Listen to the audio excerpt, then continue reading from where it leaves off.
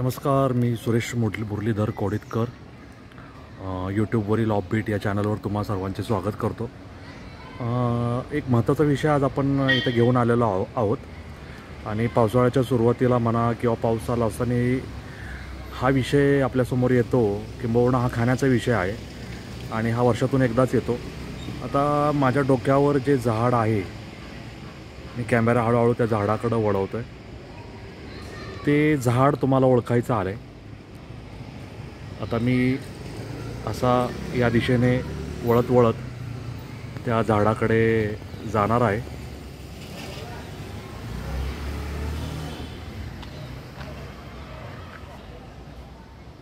आता ते झाड तुमच्या लक्षात यायला काही हरकत नाही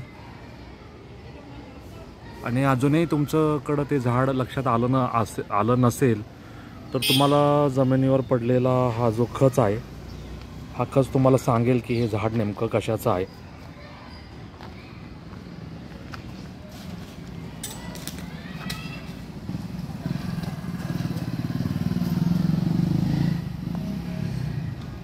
मी इथे काही गोळा करून ठेवल्यात त्या झाडाची फळं, त्याच्यावरून तुमच्या लक्षात येईल।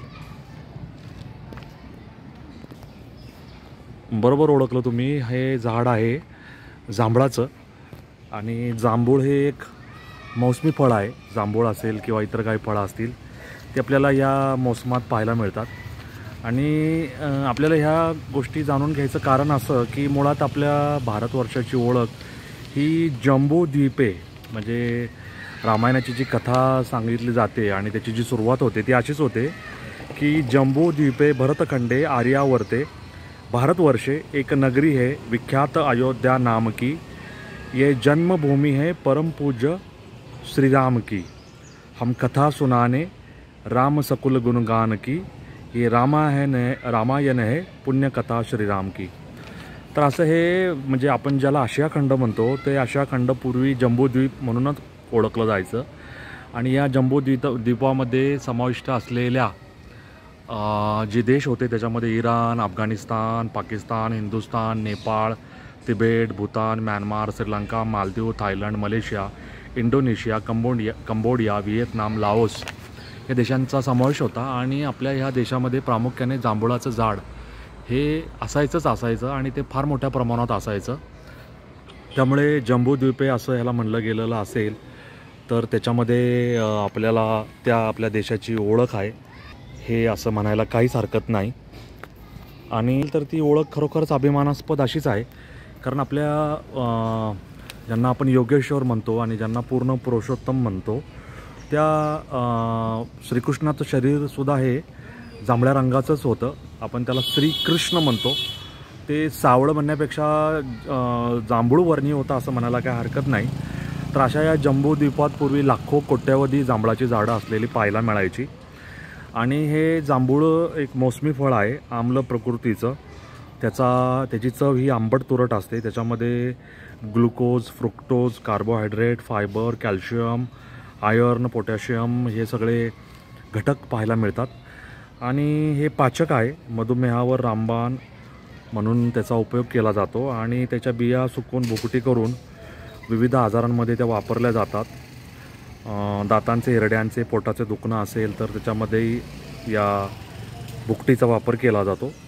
जांभळाच्या पानांमध्ये अँटीबॅक्टेरियल गुण आहेत, त्यामुळं ते पाणी स्वच्छ ठेवतं आणि जांभळाचं झाड म्हणण्यापेक्षा जांभळाचं लाकूड हे टणक आणि मजबूत असल्यामुळं त्याचा विविध लाकूड कामांसाठी किंवा लाकडाचं काम करून जे विविध वस्तू तयार करतात त्याच्यात प्रामुख्याने उपयोग केला जातो। आता जांभळाचं हे उत्पादन वर्षातून एकदाच येतं आणि सुरुवातीला जांभूळ हे पुणे कृषी उत्पन्न बाजार समितीत 300 रुपये किलो आणि जी प्रत्यक्ष बाजारामध्ये म्हणजे जिथं ग्राहकांना मिळतात तिथे 600 रुपये किलोने मिळायची। आता ती बाजारात जास्त प्रमाणात जांभळं येऊ लागल्यामुळे त्यांचे दर हे काहीसे खाली आलेले आहेत। आज 150, 180, 200 रुपये किलोने सुद्धा जांभळं बाजारात उपलब्ध झालेले आपल्याला पाहायला मिळतात आणि या जांभळांमध्ये सुद्धा पालघर तालुक्यातील शहाडोली जांभूळ म्हणून एक वेगळाच ब्रँड किंवा एक वेगळंच जांभूळ विकसित झालेलं आणि ते तिथल्या आदिवासी पाड्यावरील लोकांनी, कातकरी लोकांनी विकसित केलेलं आणि तिथल्या कृषी खात्याने सुद्धा त्याला चांगला प्रोत्साहन देऊन त्याचं विकसन केल्याचं आपल्याला वृत्तपत्रात वाचायला मिळतं. तुम्ही गुगलवर सर्च केलं तरी पाहायला मिळेल. तर असं हे जांभूळ अनेक गुणांनी, अनेक औषधी आयुर्वेदिक गुणधर्मांनी परिपूर्ण असलेलं मौसमी पावसाळी फळ आहे आणि त्या फळाचा आपण निश्चितच आस्वाद घ्यायला हवा. आपल्याकडे चित्रपटात एक गाणं आहे,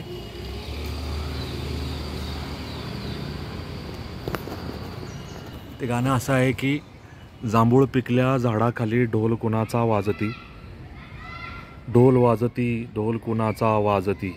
असं हे गाणं जैत्र जैत या चित्रपटात आहे. आपल्याला माहिती आहे डॉक्टर मोहन आगाशे आणि स्मिता पाटील यांनी अशा त्या चित्रपटात अजरामर आणि जब्बार पटेल यांनी त्या चित्रपटाचं दिग्दर्शन केलेलं आहे.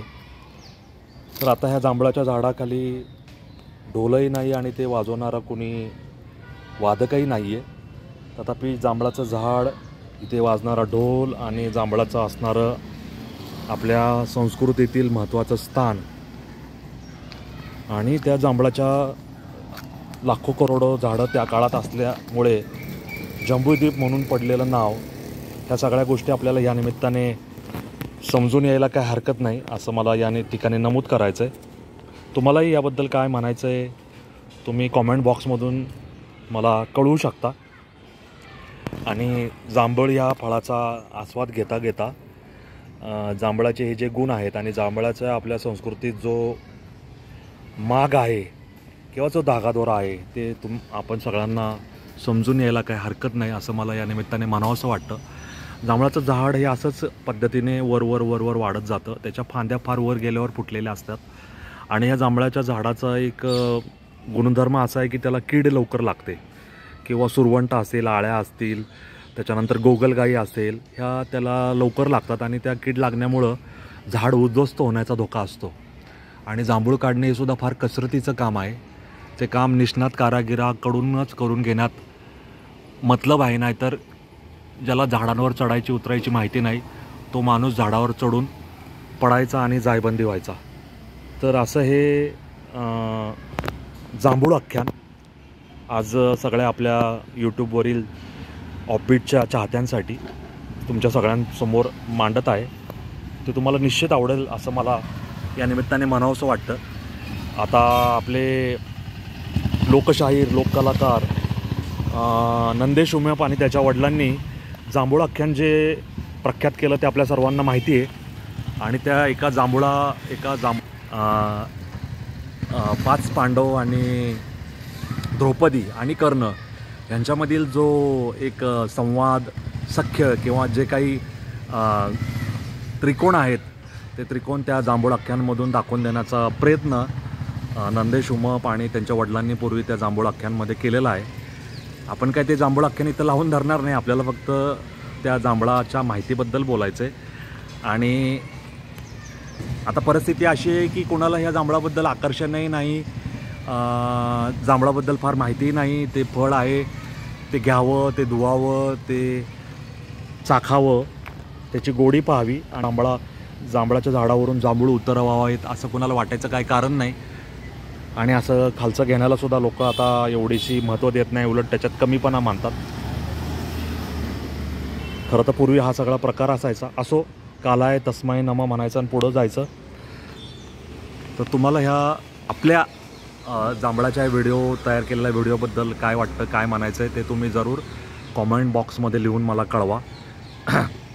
आणि आज ह्या धर्मवीर संभाजीनगरमधील सार्थक या M37 या इमारतीपाशी आणि ही शेजारची जी दुसरी इमारत आहे त्याचा नंबर मला माहिती नाही, त्यांचा हा व्हिडिओ मी तयार केलेला आहे या जांभळाच्या झाडापाशी. तर तो तुम्हाला कसा वाटला मला जरूर कळवा. आणि तुमच्या जे काही कॉमेंट्स आहेत, जे काही मतांतर आहेत ती मला आपण असेच विषय घेऊन वाचकांपुढे, दर्शकांपुढे येणार आहोत. आज हा जांभळाचा विषय मला पावसाळा आणि पावसाळ्यात एकदाच येणारं हे जांभूळ त्यासाठी करावं असा वाटला म्हणून मी तो लगवलं. तर आपलं हे जांभूळ आख्यान इथेच थांबवतो आणि तुमच्या सगळ्यांची रजा घेतो. आपलं हा ऑफबीट यूट्यूब चॅनल आणि मी सुरेश मुरलीधर कोडितकर आपल्या जास्तीत जास्त समविचारी लोकांपर्यंत हा चॅनल पोहोचवा आणि त्यांना लाईक करायला सांगा, शेअर करायला सांगा, सबस्क्राईब करायला सांगा आणि तुमची मतं मला कळवत राहा. धन्यवाद. जय हिंद, जय महाराष्ट्र, वंदे मातरम.